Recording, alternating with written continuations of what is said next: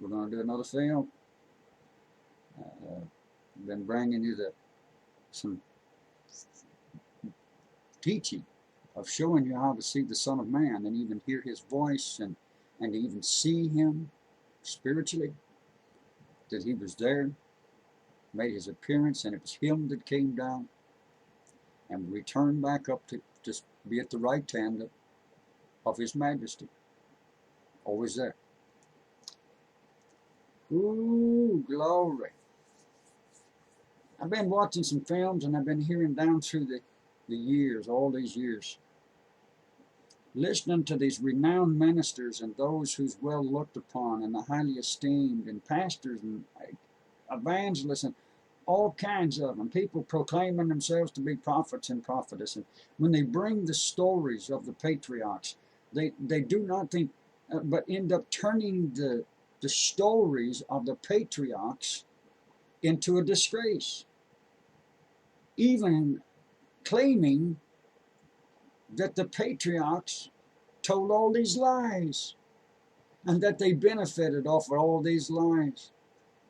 I just saw a famous preacher just yesterday. He had an awesome message, really good for the church to help them grow.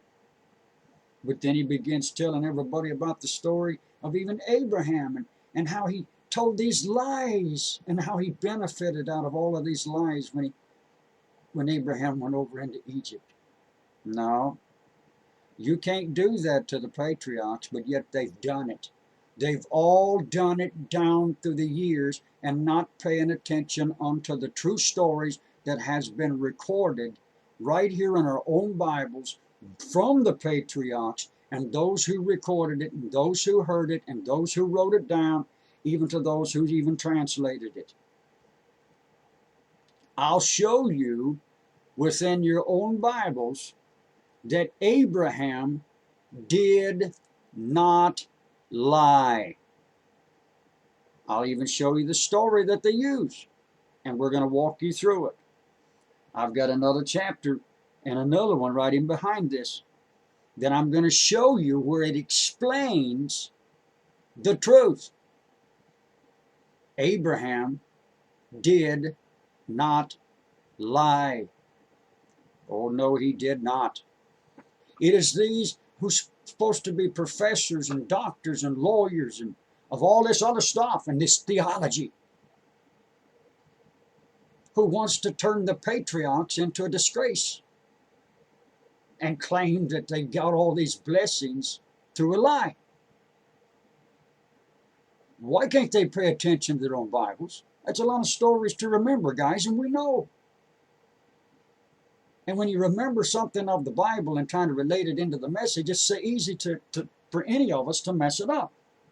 We all have.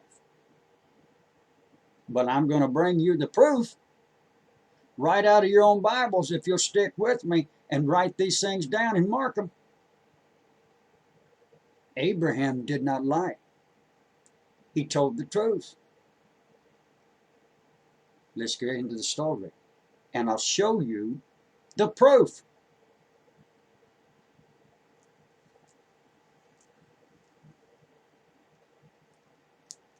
I want to show you into Genesis chapter 11.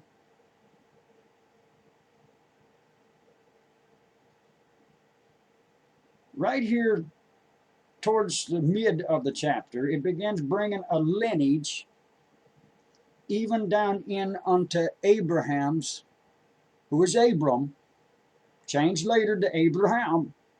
That was later. His lineage in coming down all the way, and it begins all the way from the generation of Shem, who was of Noah and his 3 sons. And he's of Shem, one of the sons. Brings the lineages down, and who beget who. Look down here into verse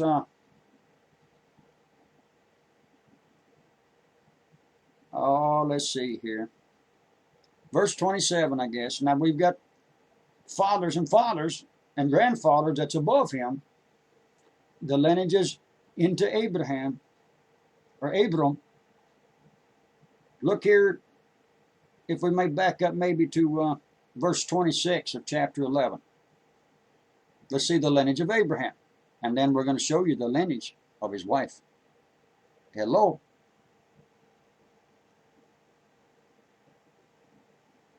Verse 26, and Terah lived 70 years and begat Abram, Nahor, and Haran. Now these are the generations of Terah. Terah begat Abram, Nahor, and Haran begat Lot. This would be Abraham's brother. Lot would be his nephew. Unto Abram. And Haran died before his father, Terah, in the land of his nativity in Ur of the Chaldees. And Abraham and Nahor took them wives. The name of Abram's wife was Sarai. We all say Sarah. Sarai. And the name of Nahor's wife was Milcah, the daughter of Haran, the father of Milcah, and the father of Iscah. But Sarai was barren. She had no child. Where's she of? This Bible will declare who even she is of, and whom Abram married, and who she really is. And Terah took Abraham, his son, and Lot, the son of Haran, his son's son, and Sarai, his daughter-in-law. You see, Sarah was related through one of the uncles or brothers of Abraham.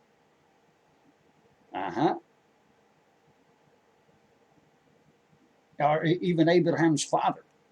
I'm sorry. Let me get this right. I don't want to mess this up. I'll show you the proof. And Sarai, his daughter-in-law, his son, Abram's wife, and they went forth with them from Ur of the Chaldees to go into the land of Canaan, and they came unto Haran and dwelt there. And the days of Terah were 205 years, and Terah died in Haran. Now watch this very next story. Now this Sarai, she is a half-sister of his father. Abraham explains this in the chapters we're going to bring after this. He explains clearly who his wife was. There was reasons why he gave this stuff in the next chapter. And then he even gives it again. But Abraham did not lie. It is you preachers and counselors that can't pay attention unto the stories of who she really was to claim that Abraham got all these possessions out of his lies. He did not lie. He just didn't tell the whole story. But then the story came out at a later time. And I'll prove it to you. Chapter 12.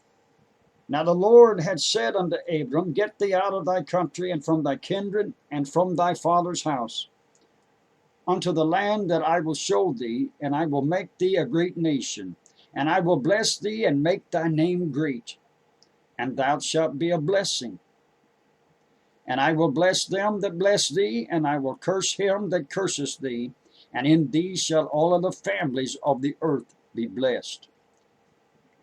So Abraham departed as the Lord had spoken unto him, And Lot went with him, and Abram was 75 years old when he departed out of Haran. And Abram took Sarai his wife, and Lot his brother's son, which is his nephew, and all their substance that they had gathered, and the souls that they had gotten in Haran. And they went forth to go into the land of Canaan. And into the land of Canaan they came. And Abraham passed through the land unto the place of Shechem, unto the plain of Moreh. And the Canaanite was then in the land. Remember them? They were some bad, bad dudes. Idol worshiping and all kinds of stuff. Oh yeah, they had their own way too. And the Lord appeared unto Abram, and said, Unto thy seed will I give this land. And there built he an altar unto the Lord. This is a really cool place where he built this. This is the very same place where Jacob laid his head upon the rock, his grandson, when he was fleeing from Jacob. And he said, he saw all those angels descending and ascending. And he said, of all places. He built an altar unto the Lord, who appeared unto him.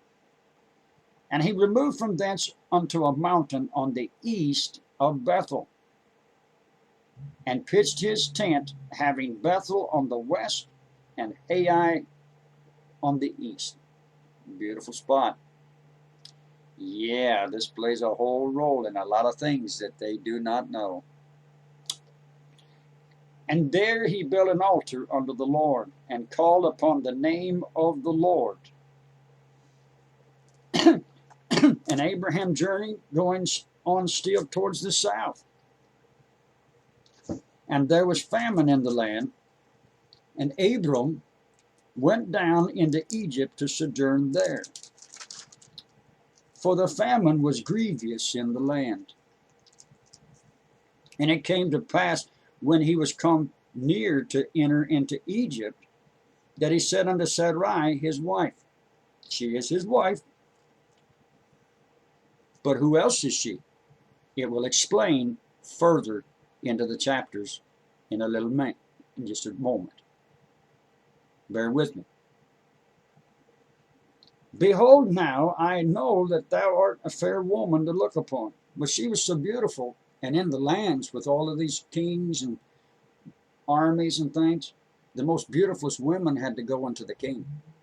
They would confiscate her in a minute, and even kill Abram,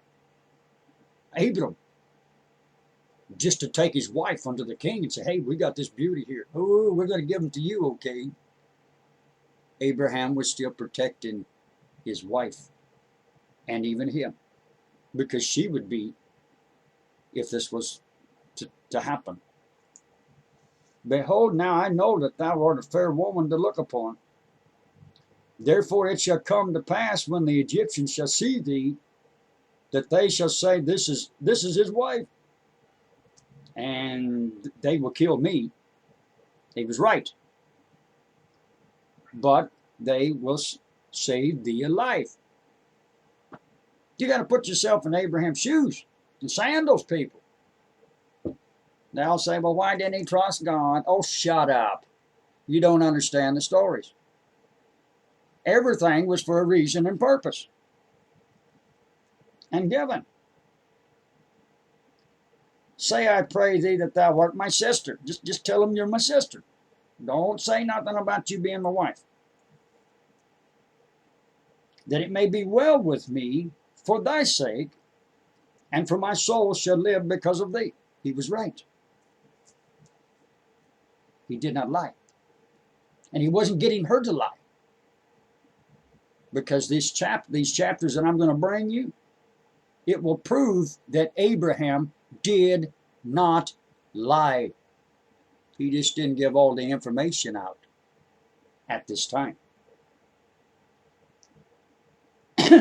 And it came to pass that when Abram was come into Egypt, the Egyptians beheld the woman, that she was very fair, just like he expected. The princess also of Pharaoh saw her, and commanded her to be brought before Pharaoh, you see.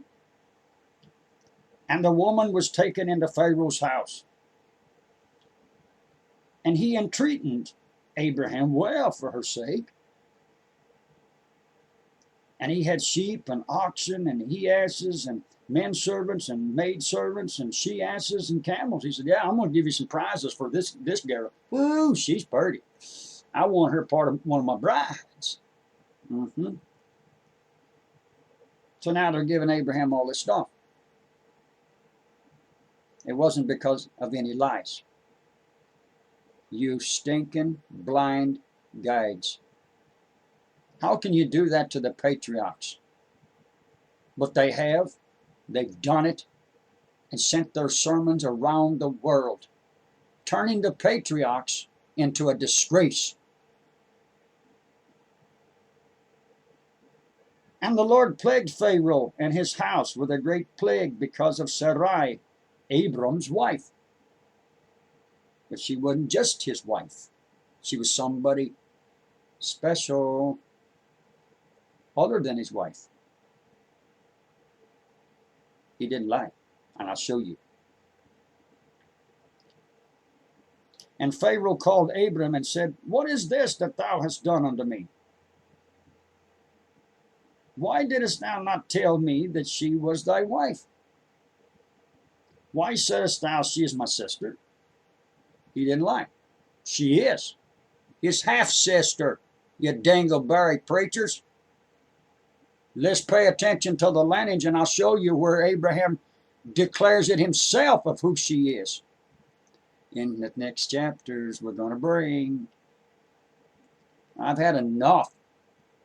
And yet they get the stage and all the money. Bring it from your own Bible and see how many people we get to watch.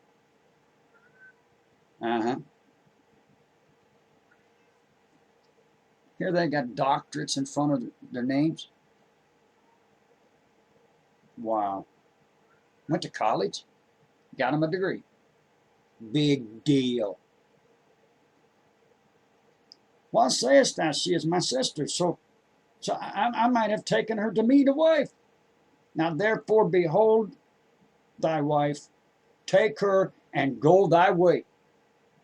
Yeah, the Lord kind of done some plaguing up there in Pharaoh's house and all of them around. They're going, we don't want no part of this. Something's wrong here. And he figured it out. It's because we got this woman here, and he's saying, hey, wait a minute, something else is going on here that I didn't know.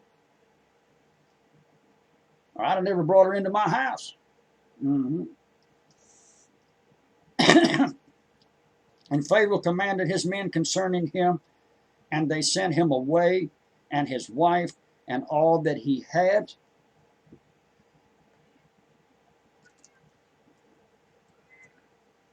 And now Abram is now going back to where he made that altar before he ever went into Egypt. He's going right back over there to a special place, the same place where Jacob laid his head upon the rock when he was fleeing from Esau. Yep, and saw all those beautiful angels. His grandson. All right, that's another story. And he went up, and his wife, and all the land, all that he had, and Lot with him, into the south. And Abram was very rich in silver and in gold. And he went on his journeys from the south, even to Bethel, Elul, unto the place where his tent had been at the beginning, between Bethel and Ai. Oh, there's some beautiful things that's going to take place even right there, even in the end times. You blind guides. Now watch this. Now we've got the story where lots herds is growing and they can't strive together, you know, they let it separate, and Lot gets to choose which side does he want. Now Abram will take the other side. Okay. So now I'll show you the proof, ladies and gentlemen. I'll show you the proof. Abraham did not lie. Neither did Isaac when some of this happened to him. Kadang. Because you know not who these women that they married were of. Abraham declares it in Genesis chapter 20. So now, come on, you want the proof? You'd rather teach that Abraham lied and gained all that stuff because of lies? You blasted preacher. Turn with me to Genesis chapter 20, and let's see another story of something else that took place with Abraham and his wife. But who is she? Was she just his wife? She was kin. This will prove with Abraham's own mouth in declaring who Sarai is. Here's another story, something else that happened as he's going further into his journeys. Genesis chapter 20. And Abraham journeyed from thence towards the south country and dwelt between Kadesh and Shur and sojourned in Gerar. And Abraham said unto Sarah, his wife, somehow the I got dropped, right? So that's what we call her Sarah and Sarai. And Abraham, see now he's got Abraham, said unto Sarah his wife, she is my sister. And Amalek, king of Gerar, sent and took Sarah. You see, he's doing the same thing. Again, you're my sister. This is not a lie. His half-sister, but yet his wife. He will tell you with his own mouth when this story takes place. Pay attention. So now this is happening again. They see the beauty of, and they want, well, tell them you're my sister. It's the truth. It's not a lie. But God came to Amalek in a dream by night and said to him, "Ooh-wee, that'd be something to see. Behold, thou art but a dead man. For the woman which thou hast taken, she is a man's wife." But Amalek had not come near her. He hadn't touched her. Neither did Pharaoh. There had to be all this purifying and cleaning and all this other stuff for so many days before they could even have a new wedding. But Amalek had not came near her. And he said, "Lord, wilt thou slay also a righteous nation?" Said he not unto me, she is my sister. Said he not unto me, she is my sister. And she herself said, he's my brother. She's right. Her half-brother. Watch the story and pay attention to what's written in your own Bibles, you counselors of the Lord, you ministers who's gone abroad and got your degrees, pastor the biggest churches or even the smallest ones. In the integrity of my heart and innocency of my hands have I done this. I didn't know. And God said unto him in a dream, "Yea, I know that thou didst this in the integrity of thy heart. For I also withheld thee from sinning against me. Therefore suffered I thee not to touch her. Now therefore restore the man his wife, for he is a prophet. And he shall pray for thee, and that thou shalt live. And if thou restore her not, know that thou shalt surely die, thou and all that are thine. Ooh, that gets your attention. Hoo-wee. So now Abraham, he's going to play a blessing over him. Well, a lot of this stuff was breaking out on them too.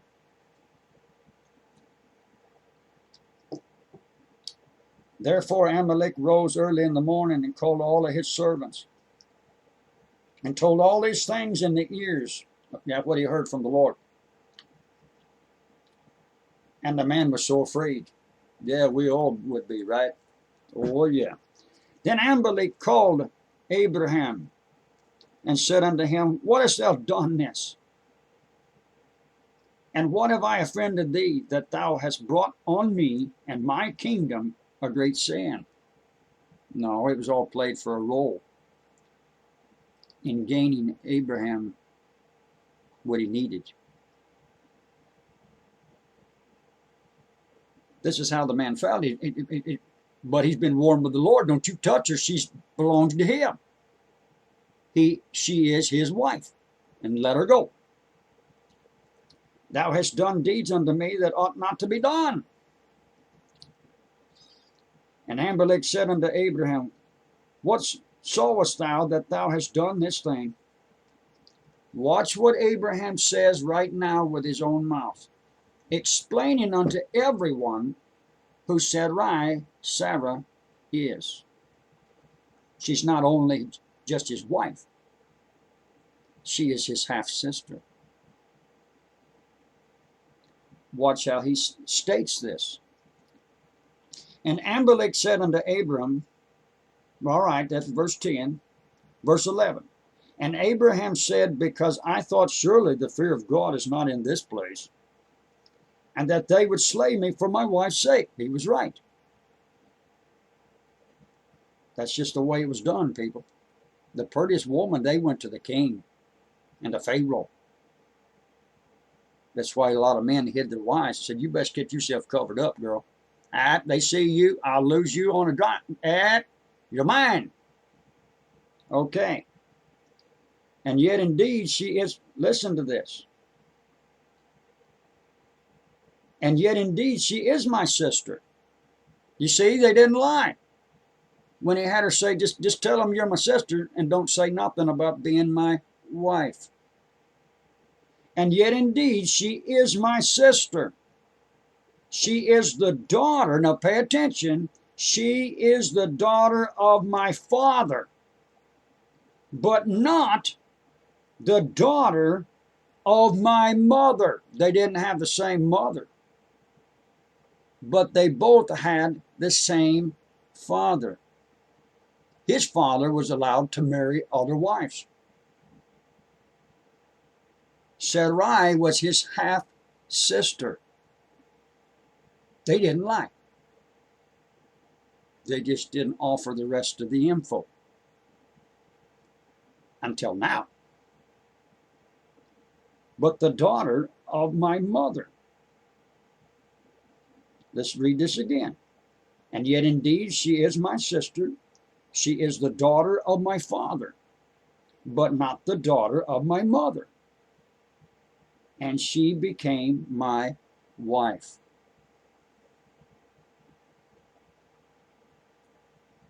And it came to pass when God had caused me to wander from my father's house, that I said unto her, This is thy kindness which thou shalt show unto me.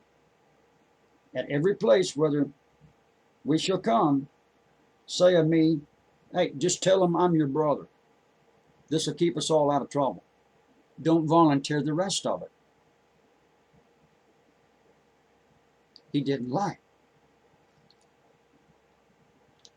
Verse 14, And Amalek took sheep and ox and men servants and women servants and gave them unto Abraham and restored unto him Sarah his wife. And Amalek said, Behold, my land is before thee, dwell where it pleases thee. And unto Sarah he said, Behold, I have given thee thy brother 1,000 pieces of silver. Behold, he is to thee a covering of the eyes unto all that are with thee, and with all other. Thus she was reproved. And now Abraham prayed unto God, and God healed Amalek and his wife and his maidservants, and they all bare children. Abraham's praying for them, for the Lord to bless them, and thinking of what they gave them. For the Lord had fast closed up all the wombs of the house of Amalek because of Sarah's, Abraham's wife. Ladies and gentlemen, I don't know how many's going to watch this, and I got to put a title up there that will catch the people's attention. Preachers, you got no business proclaiming that the patriarchs gained all that from their lies. They didn't lie. It is you and you people out there who claim yourselves to be scholars of this Bible, in presenting it before the world and the churches and the people. It is you that can't pay attention to your own stories when you do nothing but turn the patriarchs into a disgrace. In the name of the Father, and of the Son, and of the Holy Ghost, may you fall backwards for what you've taught the people to believe. Amen.